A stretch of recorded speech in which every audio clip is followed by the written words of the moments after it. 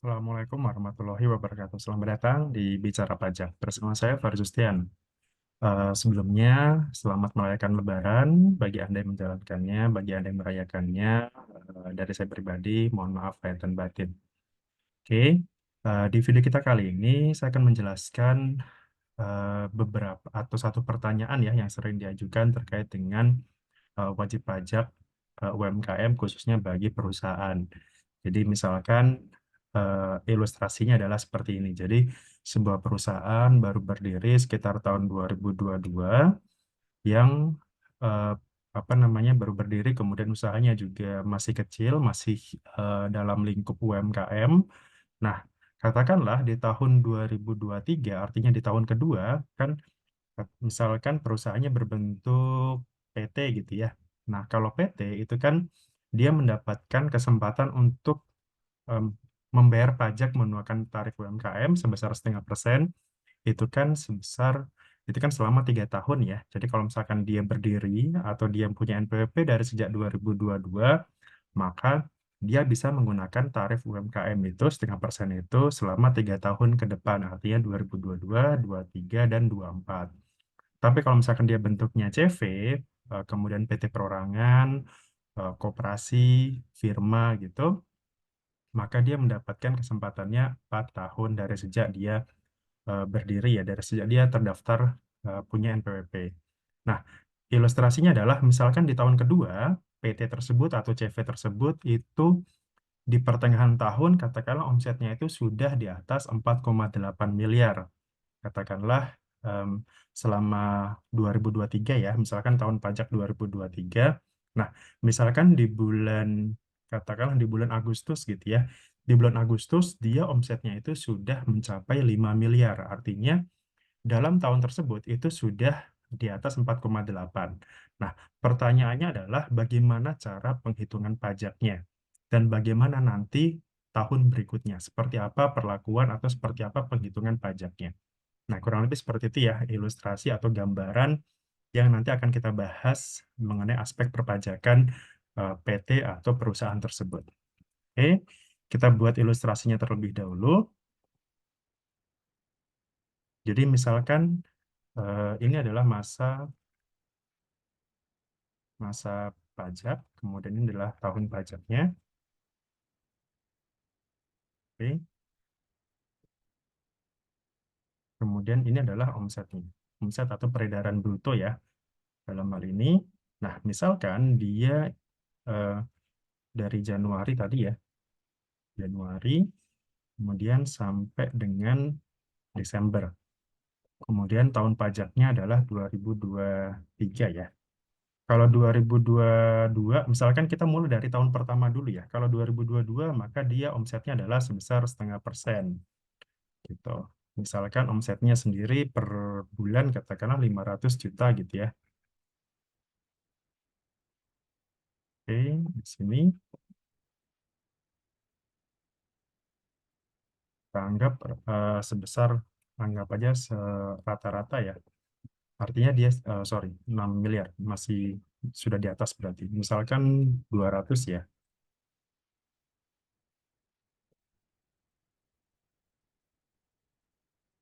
Oke. Nah, misalkan dia 2,4 miliar, maka tarif PPh-nya UMKM-nya adalah sebesar 0,5 miliar.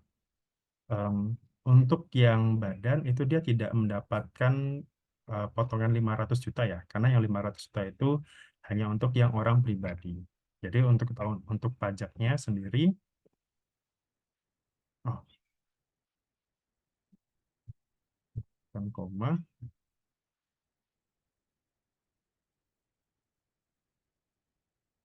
oke, kita kalikan. Artinya pajaknya dia per bulan itu adalah sebesar 1,12 juta ya. Gitu. Kalau misalkan dia naik turun nggak masalah, berarti dia mengikuti em, pajaknya juga ya. Misalkan Februari naik 300, kemudian Maret misalkan 250, kemudian April katakanlah jadi 400, dan seterusnya ya. Jadi kalau misalkan itu, misal Desember dia 750 gitu.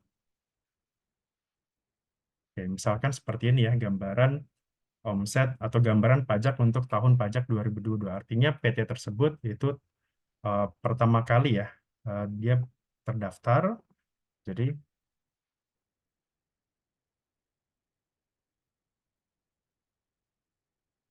tahun pertamanya gitu. Nah, kemudian misalkan dia di tahun kedua ya. Oke, ini kan pajaknya sebesar ini ya. Pajaknya itu sebesar 0,5% setiap bulan. Jadi menyesuaikan omsetnya sepanjang omsetnya itu masih di bawah 4,8 miliar. Nah, tadi pertanyaannya adalah men- di tahun kedua sekarang. Di tahun kedua, misalkan tahun pajaknya 2023 misalkan. Oke, kan berarti di sini dia meriset lagi ya, tidak. Jadi omsetnya itu tidak melanjutkan dari tahun lalu, jadi mulai dari nol lagi. Nah, misalkan ternyata dia ada kenaikan, misalkan gitu ya. Tadi Mei, misalkan Mei dia ada omset di sini 1 miliar. Kemudian Juni juga sama, Juni dia ada 1,5 misalkan. Oke, gitu. Oke, nah kemudian Juli katakanlah di sini ada 1,6.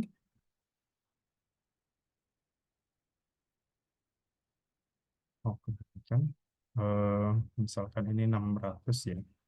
600. Kemudian Agustus dia sudah misalkan dia 650.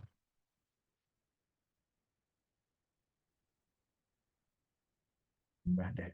Misalkan ini jadi 300. Nah, contohnya seperti ini ya.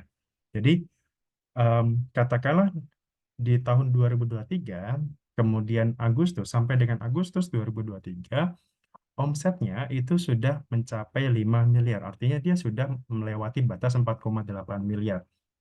Artinya berarti dia sudah tidak lagi apa mendapatkan fasilitas UMKM.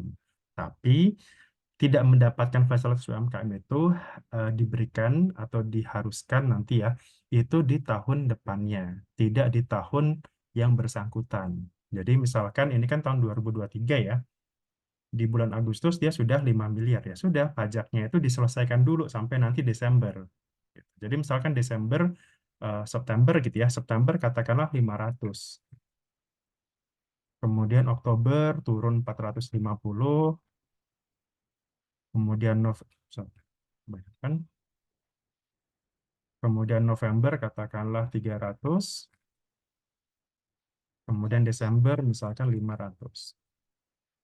Nah, di tahun 2023 karena dia sudah di atas 4,8, jadi walaupun di atas 4,8, maka pajaknya tetap menggunakan 0,5%. Jadi diselesaikan dulu sampai setahun penuh, sampai dengan Desember, dia boleh menggunakan 0,5%.